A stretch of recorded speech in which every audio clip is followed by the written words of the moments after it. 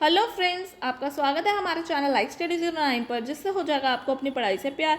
चलिए शुरू करते हैं आज के टॉपिक से, जो है फर्स्ट राउंड टेबल कॉन्फ्रेंस, जो बेसिकली 1930 से 1931 तक हुई थी। और इसका जो फर्स्ट डिमांड था या रिकमेंडेशन थी इससे रिलेटेड, वो जो है स्वराज पार्टी ने डिमांड की। ठीक है, अब ये क्यों की गई थी? तो भाई राउंड टेबल कॉन्फ्रेंस जो होती है ना, यहाँ पे थोड़ा पता करना टफ होता है कि कौन जो है इस डिस्कशन में डोमिनेंट हो रहा है। यहाँ जो है, यहाँ टेबल कॉन्फ्रेंस जो होती है, यहाँ पे तो एक पर्सन होता है जो डोमिनेट करता है और बाकी सब इसके कॉर्नर्स में बैठे होते हैं। बट क्योंकि ये सर्किल में होती है तो यहाँ कोई भी डोमिनेट नहीं करता है और सबके जो है अपने अपने ओपिनियंस अच्छे से निकल के आते हैं। तो इसीलिए जो है राउंड टेबल कॉन्फ्रेंस की बात की गई। अब किन मुद्दों पे बात की जानी थी? तो बेसिकली जो भी संवैधानिक समस्याएं थी उनको सुलझाने पर जो है जोर देना था। और जब साइमन आयोग आया था और उन्होंने जो अपनी रिपोर्ट प्रस्तुत की थी या उस पर विचार विमर्श जो है किया जाना बाकी था, तो ये जो है इस कॉन्फ्रेंस में होना था। तो अब इससे रिलेटेड हम कुछ बेसिक फैक्ट्स कवर करते हैं। जैसे इसका आयोजन कहाँ हुआ था? तो इसका आयोजन जो है सेंट जेम्स पैलेस लंदन में हुआ था। इसका जो है उद्घाटनकर्ता कौन था? ब्रिटिश सम्राट जॉर्ज फिफ्थ। इसकी अध्यक्षता किसने की थी? बेसिकली पीएम कौन था ब्रिटेन का? तो जो है रॉमसे मैकडोनल्ड। समय अवधि क्या थी? 12 नवंबर 1930 से लेकर 13 या 19 जनवरी 1931 तक कहा जाता है। पार्टिसिपेंट्स कितने थे? बेसिकली मेंबर्स कितने थे? तो जो है इसमें 90 मेंबर्स थे या 19 डेलीगेट्स थे। ठीक है, जिनमें से जो है 16 जो थे वो 3 ब्रिटिश पॉलिटिकल पार्टीज थी, जिसमें से लिबरल पार्टी थी, कंजर्वेटिव पार्टी थी और लेबर पार्टी थी। ठीक है, उसमें जो है बाकी जो रेस्ट वो 74 डेलीगेट्स थे वो इंडियन थे। और उसमें से भी जो 16 थे वो जो है प्रिंसली स्टेट के थे। जैसे कि यहाँ पे 16 जो थे ब्रिटिश पॉलिटिकल पार्टी के थे, वैसे यहाँ पे प्रिंसली स्टेट के थे। और बाकी बचे हुए 58 डेलीगेट्स जो थे वो पॉलिटिकल पार्टीज़ के थे। अब बात आती है कि इनमें किस किसने भाग नहीं लिया। ठीक है, तो भाग किन किन ने नहीं लिया? तो सुभाष चंद्र बोस और जवाहरलाल नेहरू जो थे उन्होंने इस राउंड टेबल कॉन्फ्रेंस में भाग नहीं लिया। क्यों? क्योंकि उनका जो पर्पस था वो था पूर्ण स्वराज की मांग, पूर्ण स्वराज। जबकि यहाँ पे बात किसकी होनी थी? डोमिनियन स्टेटस की। तो इस वजह से जो है वो इसमें शामिल नहीं हुए।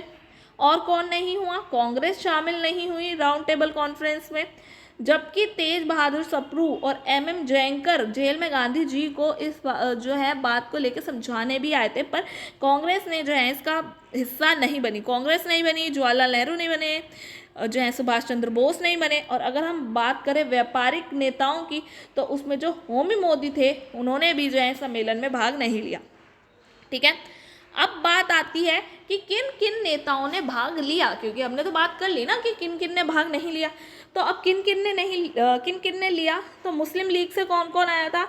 मोहम्मद अली जिन्ना, मोहम्मद शफ़ी, आगा खां, मोहम्मद अली, मोहम्मद जरफुल्ला खां और AK फजलुल हक। ठीक है, अब ऐसे ही हिंदू महासभा से कौन कौन आया था? S Moonje, MR Jayankar. अब इंडियन लिबरल पार्टी से कौन कौन आया था? तेज बहादुर सप्रू, CY चिंतामणि, श्रीनिवासन शास्त्री। अब सिखों में कौन आया था? तो सिखों में आए थे सरदार संपूर्ण सिंह। ठीक है, अब मिशनरी से कौन आए थे? तो KT पॉल आए थे, जो कि एंग्लो इंडियन थे। अनटचेबल्स में से कौन आए थे? तो वो थे BR अम्बेडकर, जो ऐसे पर्सन थे जिन्होंने तीनों राउंड टेबल कॉन्फ्रेंस में जो है पार्टिसिपेट किया था। ठीक है, और जो है अगर हम बात करें प्रिंसली स्टेट्स की, तो वो कहाँ से आए थे? तो अलवर से आए थे, बड़ौदा से आए थे, कश्मीर, भोपाल, पटियाला, मैसूर, ग्वालियर, हैदराबाद। तो यहाँ से जो है लोग आए थे। ठीक है, अब इनमें जो हमने ये पूरी कैटेगरी पढ़ी ना, इनमें से फर्स्ट और फिफ्थ ये जो है अलग से जो है बेसिकली पृथक निर्वाचन मंडल की डिमांड करती है। तो अब देख लेते हैं हम फर्स्ट कौन है और फिफ्थ कौन है। तो बेसिकली मुस्लिम लीग के मेंबर्स और कौन? डॉक्टर भीमराव अंबेडकर। ठीक है, वो जो है डिमांड करते हैं पृथक निर्वाचन मंडल की। अब बात हम करते हैं कि ये कार्यवाही कब तक हुई। तो बेसिकली इसमें 8 मीटिंग्स हुई और एक फाइनल कंक्लूडिंग सेशन हुआ। अब चर्चा किन इशू पर हुई, किन इश्यूज़ पे बात की गई? तो पहला जो इशू बात की गई थी वो थी federal structure comprising princely states and British provinces. Basically क्या बात हुई? अखिल भारतीय संघीय संरचना जिसमें रियासतें और ब्रिटिश प्रांत शामिल किए जाए। अब ये प्रपोज किसने किया था? तो ये प्रपोज किया था तेज बहादुर सप्रू ने। सपोर्ट किसने किया? प्रिंसली स्टेट्स ने और मुस्लिम लीग ने। ठीक है, ऐसे ही जो है नेक्स्ट इशू क्या था? Establish a responsible government having a defence and foreign affair with the governor general. Basically governor general की रक्षा और विदेशी मामले को देखते हुए जो है सरकार जो है रिस्पॉन्सिबल गवर्नमेंट दे दी जाएगी। तो ये कौन प्रपोज कर सकता है? भाई ब्रिटिश गवर्नमेंट ही कर सकती है कि वो फॉरेन अफेयर्स रख लेगी, डिफेंस सेक्टर रख लेगी, बाकी रिस्पॉन्सिबल गवर्नमेंट इंडियन मिनिस्टर्स को दे देगी। तो ये तो भाई ब्रिटिश गवर्नमेंट ही देगी। तो इंट्रोड्यूस क्या करना था? Representative government at provincial level. ठीक है, और नेक्स्ट इशू क्या था? Separate electorate. ठीक है, तो डिप्रेस क्लास को लेकर जो सेपरेट इलेक्टोरेट की बात की गई थी, क्रिश्चियन, मुस्लिम, दलितों की, ये किसने प्रपोज किया था? ये डॉक्टर भीमराव अंबेडकर ने किया था। जिसका अपोज किसने किया था? वो थी हिंदू महासभा। ठीक है, अब बात होनी थी कम्युनल इश्यूज की। तो अब क्योंकि जो है इंडियन नेशनल कांग्रेस यहाँ पे मौजूद नहीं थी, तो अब जो है इसका परिणाम कुछ भी नहीं निकल पाया और ये असफल हो गई। क्योंकि जो कांग्रेस थी वो काफ़ी ज़्यादा देशों में जो कहते हैं ना काफ़ी सारे लोगों को रिप्रेजेंट करती थी, और जब वो ही नहीं थी तो इशू सॉल्व हुए ही कहाँ।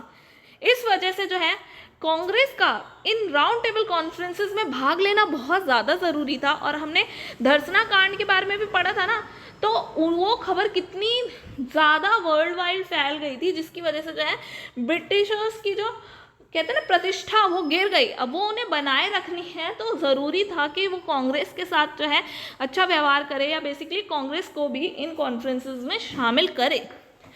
तो इसीलिए क्या होता है, आगे चलकर जो है इंडियन लिबरल पार्टी के जो कुछ नेता थे, जैसे तेज बहादुर सप्रू, CY चिंतामणि, श्रीनिवास शास्त्री, इन्होंने भाई ये बात करी कि भाई गांधी जी जो हैं और वाइसराय जो है मिल के बात करें और एक सॉल्यूशन निकालें। तो ओवरऑल क्या होता है, गांधी और इरविन जो है इनके बीच में बातचीत होती है।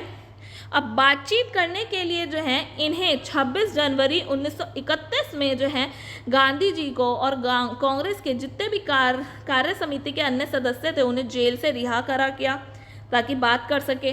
और 17 फरवरी जो है 1931 में गांधी और इरविन की वार्ता शुरू हुई। उन्होंने बातें की और क्लियर किया संधि की।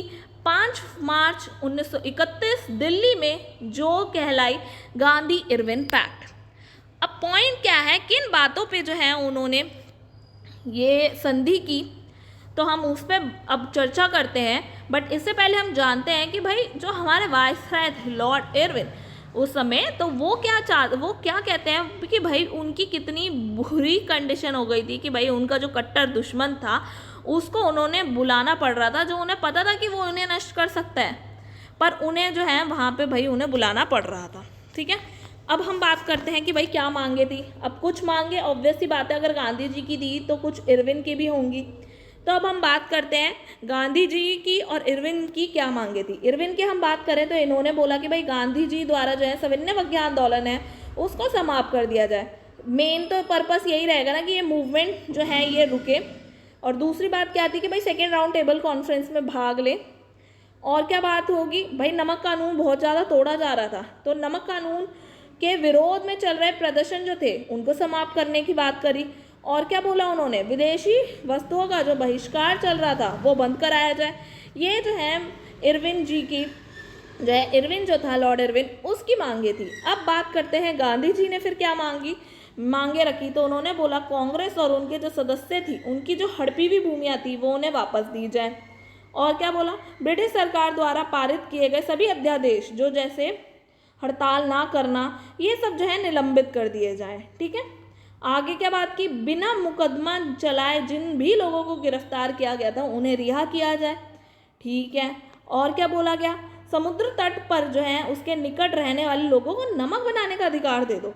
क्योंकि उन्होंने कहा भाई जो नमक के खिलाफ वो जो नमक बनाने के लिए प्रदर्शन कर रहे हैं उसको रोको। ये इरविन की टर्म एंड कंडीशन थी। तो इन्होंने कहा कि भाई इनको आज़ादी दे दो, बनाने दो, तो प्रदर्शन भी बंद हो जाएंगे। और रही बात भारतीय शराब और नशीले पदार्थों की, तो इनके दुकानें के आगे जो भी प्रदर्शन हो रहा है उसे करने दो, उसका अधिकार दो। ठीक है, तो ये जो है कुछ पॉइंट्स है जो डिसाइड हुए इन लोगों के बीच में, और दोनों ने रजामंदी करके जो है गांधी इरविन पैक्ट जो है साइन कर दिया। अब जो है के.एन. मुंशी जो थे वो कहते हैं भारतीय संविधान का परिवर्तन का ये विकास जो है शुरू होता है जहाँ कांग्रेस के नेताओं ने इसे समझौते की सराहना की कि भाई एक तरह से जीत है कि चलो कम से कम जो पहले मानने को राजी ही नहीं थे अब वो खुद आया है और जो है इनकी टर्म्स एंड कंडीशंस को मान रहा है, तो ये जो है इनकी सराहना की गई। बट वहीं जो है काफ़ी सारे जो यंग नेता थे जैसे सुभाष चंद्र बोस, उनके द्वारा जो है इसे इस घटना को या बेसिकली इस पैक्ट को जो है कांग्रेस की हार बोला।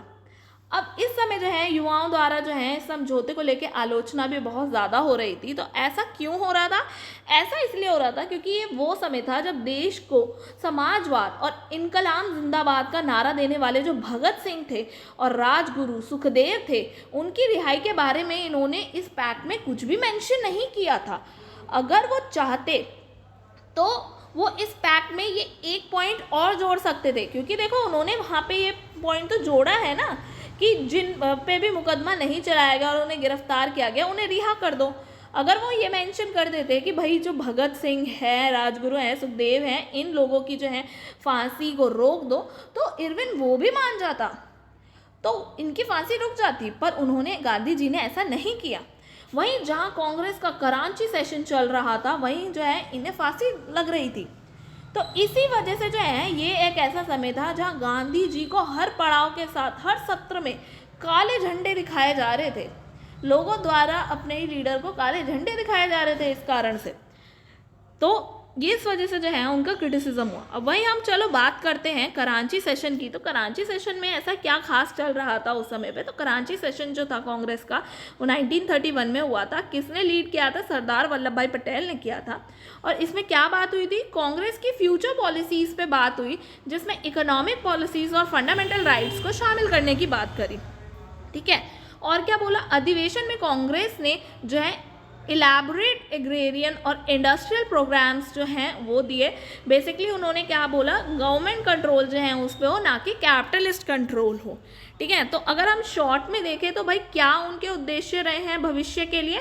एक तो एग्रेरियन रिफॉर्म, कि भाई एग्रीकल्चर में जितना हो सके उतना रिफॉर्म किया जाए, इंडस्ट्रियल प्रोग्राम्स तैयार किए जाए, और कुछ जो है फंडामेंटल राइट्स जो हैं वो प्रपोजल जो हैं वो दिए जाए।